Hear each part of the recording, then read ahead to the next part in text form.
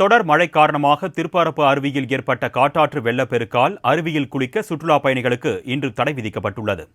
இதுகுறித்த கூடுதல் விவரங்களை செய்தியாளர் மணிகண்டன் வழங்க நாம் கேட்கலாம். வணக்கம் மணிகண்டன், சுற்றுலா பயணிகள் குளிக்க தடை விதிக்கப்பட்டிருக்கு. சுற்றுலா பயணிகள் என்ன கருத்து தெரிவிக்கிறாங்க, விவரங்கள்?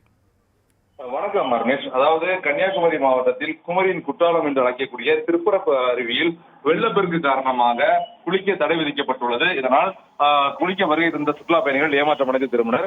மேலும் தொடர்ந்து இந்த அருவியை பொறுத்தவரைக்கும் தொடர்ந்து இது போன்று அடிக்கடி வருவதால் சுற்றுலா பயணிகள் அதனை எதிர்பார்த்து வர முடியாத சூழல் ஏற்பட்டுள்ளதாகவும் வேதனை தெரிவித்துள்ளனர். அதாவது கேரளாவை தொடர்ந்து கன்னியாகுமரி மாவட்டத்தில் தென்மேற்கு பருவமழை மீண்டும் தீவிரமடைந்துள்ளது. இதனால் பேச்சிப்பாறை, பெருஞ்சாணி, சிற்றார் 1, சிற்றார் 2 என முக்கியமான அணைகள் தனது கொள்ளளவை எட்டியுள்ளன.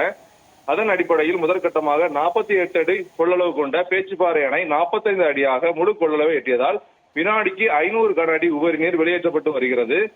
இதனால் தாமிரபரணி, கோதையாறு மற்றும் தாழ்வான பகுதிகளில் வசிக்கும் மக்களுக்கு வெள்ள அபாய எச்சரிக்கையை மாவட்ட நிர்வாகம் நேற்றே இரவே அறிவித்திருந்தது. மேலும் தற்போது விட்டு விட்டு மழை பெய்து வருவதால் 48 அடி கொள்ளளவு கொண்ட பேச்சிப்பாறை அணை 45 அடி எட்டியதால் வினாடிக்கு 500 கன அடி உபரி நீர் வெளியேற்றப்பட்டு வருகிற சூழ்நிலையில் கோதையாற்றில் வெள்ளப்பெருக்கு ஏற்பட்டுள்ளது. இதனால் குமரியின் குற்றாலம் என்று அழைக்கக்கூடிய திருப்பரப்பு அருவியில் அருவி ஆக்ரோஷமாக கொட்டி வருகிறது. அந்த கல்மண்டபத்தையும் தாண்டி அந்த அருவி நீரானது வருவதால் சுற்றுலா பயணிகள் குளிக்க தடை விதிக்கப்பட்டுள்ளது.